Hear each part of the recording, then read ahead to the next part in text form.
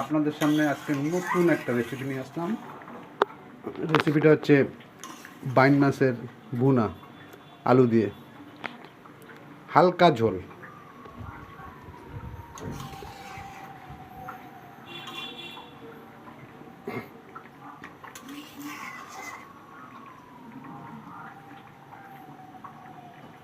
কালারটা কি সুন্দর হয়েছে, অদ্ভুত কালার। কালার দেখলেই আপনাদের খেতে ইচ্ছে করবে। তরকারির যদি কালার ভালো না হয় তাহলে আপনাদের খেতেই ভালো লাগবে না, যত সুস্বাদু হোক। আপনার খেয়াল রাখতে হবে তরকারিটা যাতে কালারটা খুব সুন্দর থাকে। তাহলে বেশি মশলা দেবেন না, তাহলে সেই জিনিসটা নষ্ট হয়ে যাবে।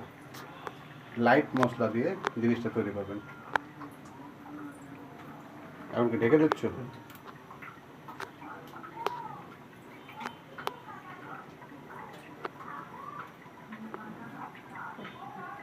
এইভাবে আপনারা 5টা মিনিট ঢেকে দেবেন। 5 মিনিট পরে ঢাকনা করে দেবেন। 5 মিনিট হয়ে গেছে না?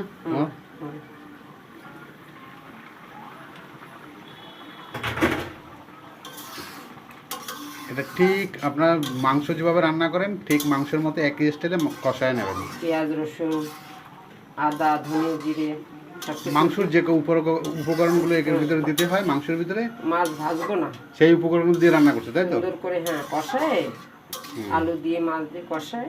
এখন নামানোর আগে একটু গরম মশলা দিয়ে। ও, এই মাছ তুমি ভাজো না, তাই তো? না না, না ভাজে ওই যে মাংসের মধ্যে কষাইছো মশলা দিয়ে। মশলায় কষায় হ্যাঁ, মাংসের মতন করে। এখন একটু নামানোর আগে মশলা, গরম মশলা দিয়ে নামিয়ে ফেলবো। একটু গলে গেছে, এখন দেবো গরম মশলা। সেটা তুমি জানো, তুমি রান্না করতেছো। এখন দিচ্ছি। কি ওইটা কি গরম মশলা দিলা? হ্যাঁ হ্যাঁ।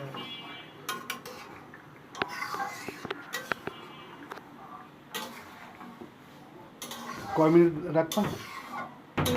2 মিনিট। গরম মশলা দিয়ে 2 মিনিট হালকা জ্বালে, তাই তো? হয়ে গেছে।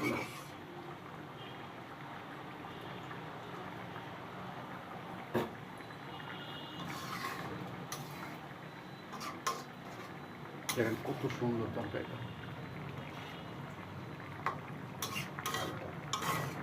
অর্থাৎ এই ঝোলটা আপনারা মাংসের মতো গায়ে গায়ে, অর্থাৎ গামাহা গামাহা ঝোল বলে এটাকে। মাখা মাখা নামায় ফেলো, তাহলে নামায় ফেলো। নামাচ্ছি একটু বেশ।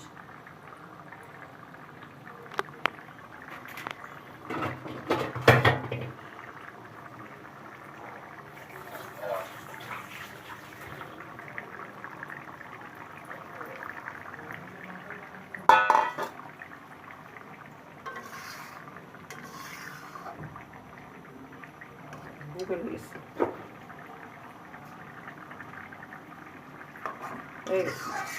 নামিয়ে ফেলো।